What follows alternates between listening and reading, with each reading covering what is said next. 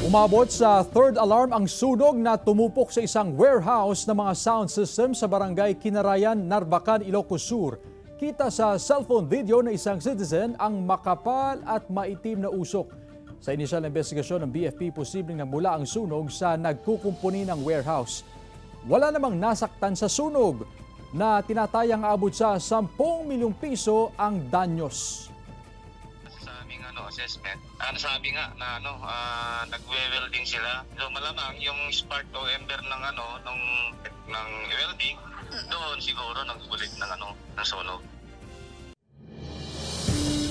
Pagbaba ng temperatura patuloy na nararanasan sa Baguio City. Naritong report.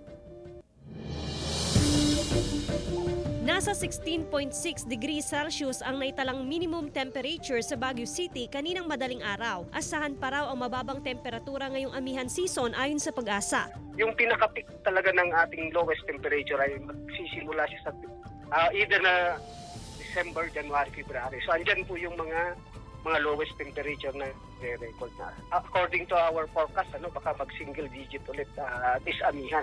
Posible raw na sa mga susunod na buwan ay mas mababa pa sa 15 degrees Celsius ang maitala sa City of Pines. Pero mas mababa pa raw ang naitatala sa Atok Benguet na naglalaro sa 8 to 11 degrees Celsius. Sa kabila ng pagbaba ng temperatura, hindi naman daw apektado ang supply ng highland vegetables ayon sa Benguet Agri-Pinoy Trading Center o BAPTC. Sa ganda ng panahon natin ngayon, meron tayo ngayon oversupply na kasi hindi naman pa kami nakakaranas ng kakulangan. Nakumpisa na yung peak season ng pagdating ng mga gulay natin. Inaasahang sasapat din ang supply ng gulay sa Disyembre kung kailan mataas ang demand dahil sa kaliwat ka ng selebrasyon. Joan Punsoy, One North Central Luzon.